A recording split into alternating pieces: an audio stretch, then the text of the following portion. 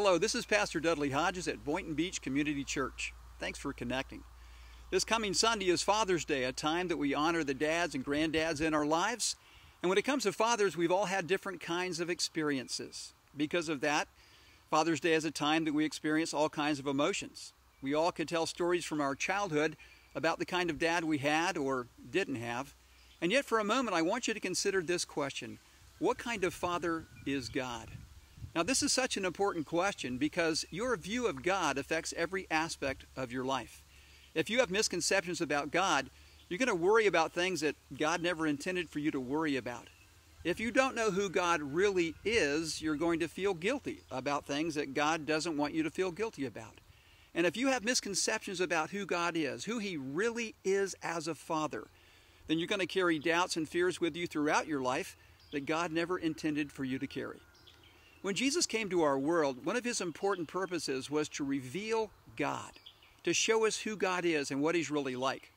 One time when Jesus was teaching His disciples to pray, He said, "Begin your conversation with God this way: Our Father in heaven." Jesus wants us to understand that God is a father. And that's good to know. God is a person, not just some higher power. He's somebody that we can have a relationship with. And yet I realize that when I use the word father, for some people, that brings up painful memories. Some of you hear the word father and you can sense the resentment rising in your heart. And that's why Jesus, when He said our Father, was very specific. He said our Father in heaven. Now, Jesus is not just describing God's location. God is everywhere. He's talking about God's character. And Jesus is making the point that even though all of our earthly fathers are imperfect, we have a Father in heaven who is absolutely perfect. And listen, whatever's happening in your life today, I want you to think about this when it comes to God as a father.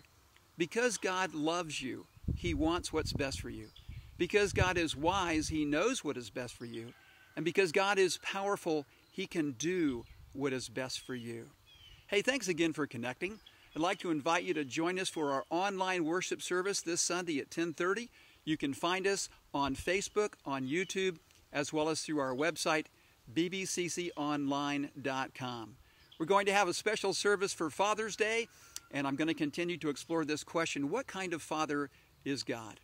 Until then, remember that I'm praying for you, and my prayer is this: that you will get to know God better and better, because He really is a good, good Father. Thanks again for connecting. God bless you. Go in His peace.